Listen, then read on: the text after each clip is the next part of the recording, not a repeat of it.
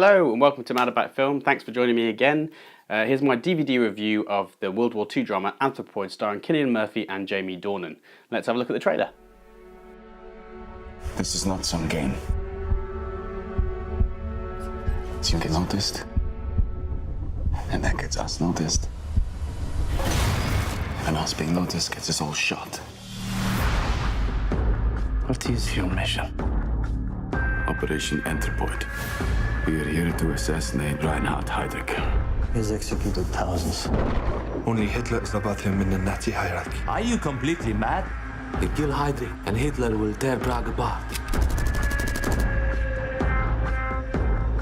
Is our country ready and willing to resist Nazi Germany? Gentlemen, this operation will involve almost everyone we have left in the resistance. Armed escort. 30 seconds behind. 30 seconds, 30 seconds. If you're arrested, there will be no escape. May God be with you.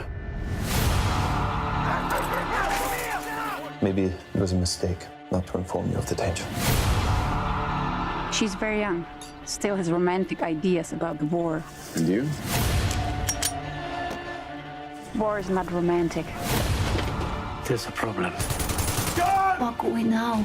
It is your duty to stay alive and continue fighting.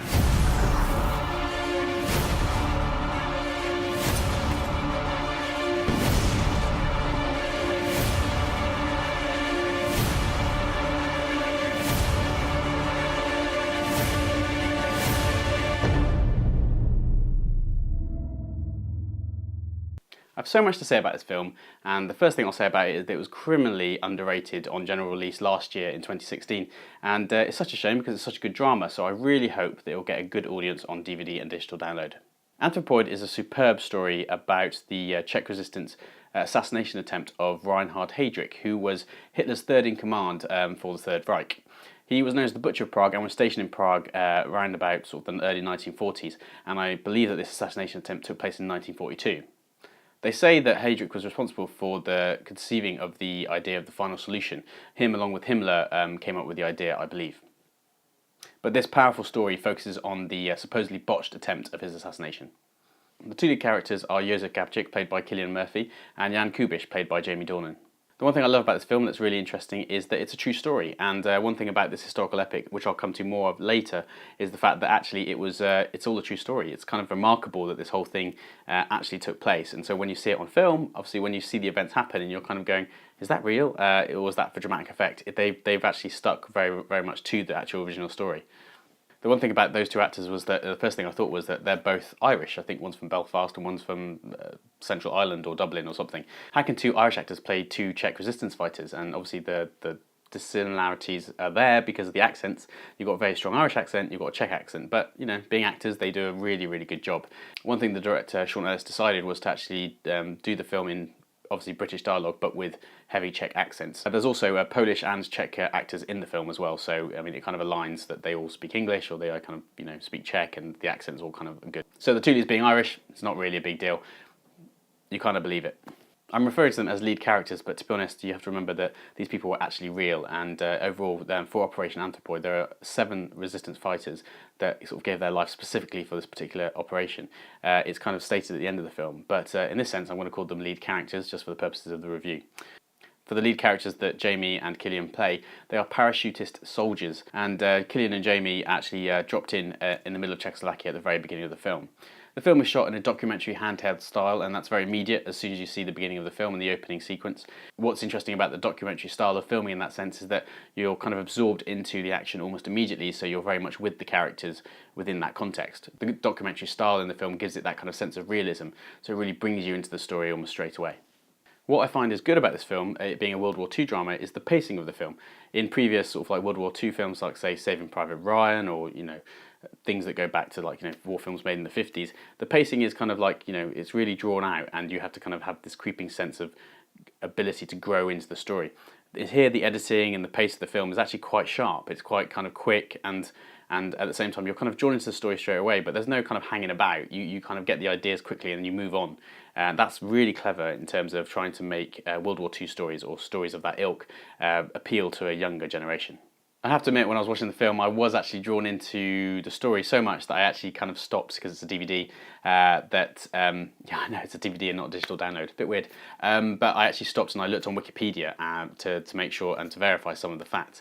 And even though Wikipedia is not wholly accurate, 100%, you can't, it's created by people, so you can't say that it's absolutely historically 100% true, in terms of I can't verify it right now, but it was interesting to see how much of the story was actually accurate to what was going on in Wikipedia. So that's actually quite interesting, the realism of it comes across by me having checked those facts, even though I shouldn't really have done that while watching the film. Cillian Murphy and Jamie Dornan are actually superb in this film. I'm actually quite impressed with the performances that they give in Anthropoid, and very, very believable as characters. What I like about Cillian Murphy is that he really absorbs himself into the character to the point where you don't really see that it's Cillian Murphy, and that for me is when the actors are doing their greatest work and are really good. You don't see Cillian Murphy because of it. What I like about him is that you've seen him in the Batman trilogy play Scarecrow, where he hasn't done, it's not a massive part, but he makes it what it is. You see him in Danny Boyle's 28 Days Later, and he's very good as the lead, and he really draws you in. And you've seen him in The Wind That Shakes the Barley, and in Peaky Blinders, of course. But in this film, again, you actually believe that he's a Czech resistance fighter, and you kind of lose the sense of it being Cillian. But you can't help but, know that, him and Jamie, they are obviously brought in for the film, probably because they're good looks as such, to kind of sell the film, but they both do a fantastic job. I do feel like I'm maybe talking a bit too much about them, but essentially this one, ladies, is for you. Jamie Dornan, what can I say? Ladies, this is a film for you if you're a Jamie Dornan fan.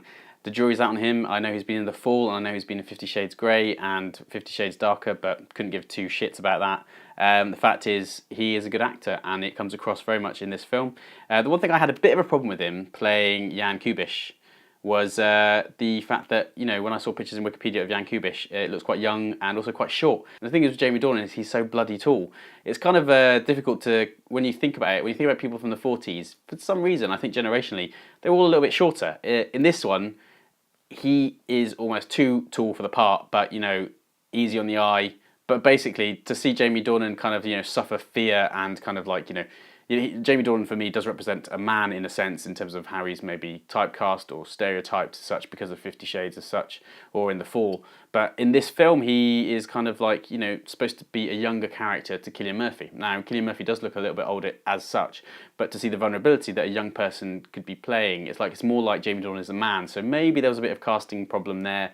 And also when there's a fear that, Jamie Dornan's character, Jan Kubiš, feels like he's going to die, it's kind of weird to see him do that because he's tall and he's a bit of a man. So you kind of feel like he wouldn't actually be scared about death. He's not that kind of guy. But in the way of playing it and the way it comes across, he actually does it quite well.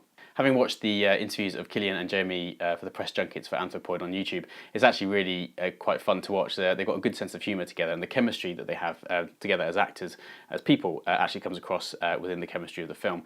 They're very direct, and the ability for the two of them to work together as the characters and as the sort of main resistance fighters that actually conducted Operation Anthropoid is really, really great to watch. Sean Ellis, the director of Anthropoid, also directed a film called Metro Manila. I'd heard of Metro Manila. I know it had been probably Academy Award nominated, but it's a film I need to check out, and I'm only checking it out on the back of wanting to see Anthropoid. What we're going to hope about a film like Anthropoid is that it's great for emerging British talent to be making these kind of films. There's directors like Sean Ellis and Jan de Mange who directed the film 71 with Jack O'Connell, which is about the Troubles, or a fictional kind of story around the Troubles in Ireland in the 70s. But those kind of directors that are coming through the ranks and actually sort of like giving Hollywood a bit of a run for their money is quite nice to see. Yeah, so basically check out work by directors like Sean Ellis and Jan de Mange. What I liked about the film in terms of what I did in terms of research about the story is that the film seems to be quite historically accurate. They really stuck to sort of who they stayed with, what girlfriend that Jan Kubiš had, also the consequences that happened to the family that they stay with. Don't want to give anything away, but it's World War II, and you can imagine the drama and the tension that actually happened. It kind of puts in perspective how bad the Nazis really were, and the accuracy about the events. It just all seems to be kept in. So it is for me quite a vital story, and it's not just a vital drama story. It's also historically, because it's accurate, also good for students and younger people who don't know about World War II. So if this film actually opens up things to younger audiences about the historical context of World War II and their events in the 20th century, it's quite an important film. For example, there's a scene towards the end of the film in the church where 3 resistance fighters, including one of them being Jan Kubiš, played by Jamie Dornan, they face off in a gun battle, which, from what I read, took about 2 hours, and that's portrayed very accurately in this film. It's remarkable to think that 3 Czech resistance fighters actually sort of stood up against the Nazis in a gun battle for 2 hours. 3 men against a squadron of Nazis. It's just unbelievable. It's particularly remarkable that they get the accuracy of the film right. Well, that's what it comes down to. The story and the film and the drama and the context of all of these situations and all these events for Operation Anthropoid actually being real is why this story is really important. I highly recommend watching this film, and knowing that it didn't get a big audience in the cinemas, I would appreciate it if you went out and watched it now. It's basically on DVD and digital download, and I would hope that Operation Anthropoid, starring Cillian Murphy and Jamie Dornan, actually gets a bit more of a cult following as a film in itself. Well done, Sean Ellis. 5 out of 5. Thanks very much for watching that review, and there'll be another review coming very, very soon. I'll try and get back to any comments that you've made. Please like, please subscribe, please comment, and I don't want to sound too beggy, but I've just said please about 3 times. But if you want to watch another review of mine on Mad About Film, just click up here. Thanks very much, and I'll see you soon.